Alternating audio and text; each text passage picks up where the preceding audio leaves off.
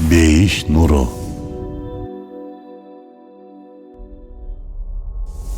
Кинолордон душмандарга көрүнүп калбаш үчүн маскировка кылып, камуфляж кийип алган аскерлерди же снайперлерди көрүп калабыз.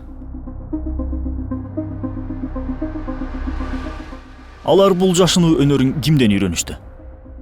Же болбосо бул идеяны аларга ким берди? Албетте, алардын жашынуу боюнча мугалимдери акыл эси илими жок болгон жаныбарлар. Ооба, жаратылышта жашынуу боюнча уста болгон өтө көп жаныбарлар бар. Биринчиден, алар бул жашынуу өнөрү менен олжолоруна байкалбастан жетип барышса, экинчи жактан душмандарынан жогорку деңгээлде коргонот. Мисал үчүн, бул балыкты карап көрүңүзчү. Деңиздин түбүндө өскөн өсүмдүктөрдүн дал өзүндөй формага жана түскө ээ. Ал эми бул хамелеонду байкап көрүңүз.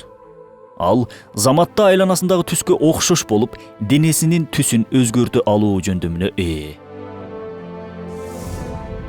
Жашоодо да абалга карап улам оюн өзгөрткөн кишилерге хамелеон деп коебуз.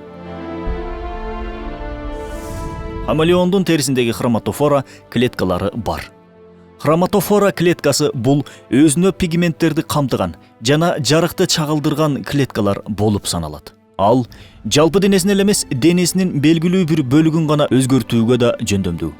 Бул процесс анын ой жүгүртүүсүнөн көз карандысыз, температуранын өзгөрүшүнөн, жарыктын таасиринен же жаныбардын коркконунан улам ишке ашат. А бул чыбыкка окшош куртка караңызчы. Ал өсүмдүктүн чыбыктарынан эч айырмасы жок.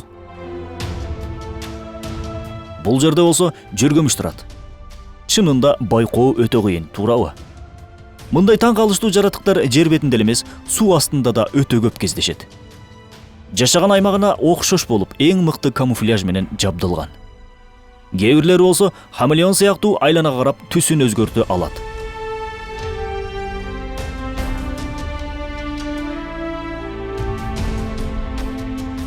Олжосу же аңчысы чынында бул үкүнү байкабаса керек. Бул кемчиликсиз, чеберчилик менен жабдылган жаратыктар акыл ээси болгон адамды таң калтырбай койбойт. Бул кереметтерге карап суроо туулат. Коргонуу жана аң уулоо чынында бул жандыктар үчүн эң зарыл нерсе. Карасак, алардын өздөрүнө жараша коргонуу жана аң уулоо өзгөчөлүктөрү бар экен. Бул өзгөчөлүктөрдү алар кайдан алышты? Аларга ким үйрөттү бул маскировканы? Мисалы, хамелеон кантип айланага карап түсүн өзгөртүп атканын көрдүк. Ал бул өзгөчөлүктү кайдан алды? Өтө күчтүү заманбап жабдыктар менен жабдылган, химиялык лаборатория жасай албаган бир системага хамелеон кантип ээ болду?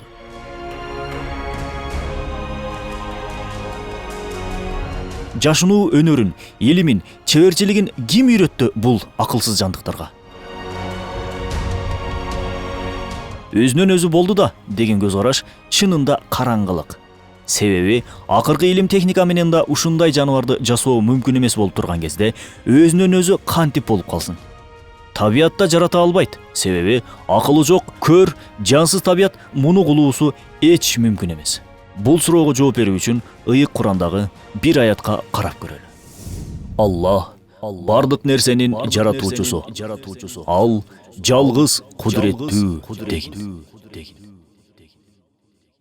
Ал эми Курандын дагы бир жеринде ал бардык нерселерди сонун кылып жараткан деп айтат. Чынында мындай кереметтүү жаратыктардын устасы бир гана чебер, даанышман, мээримдүү болгон Аллах гана. Бул акыйкаттарды уккан соң акыл калчап ой жүгүртүүгө, Аллахты дагы да жакшыраак таанып билүүгө муктаж экенибизди билели. Куранда бекеринен көп жерде акыл калчабайсыңарбы, ой жүгүртпөйсүңөрбү деп айтпайт экен. Курандын Ырсалөй Нур аттуу тафсиринен алынды. Бейиш нуру.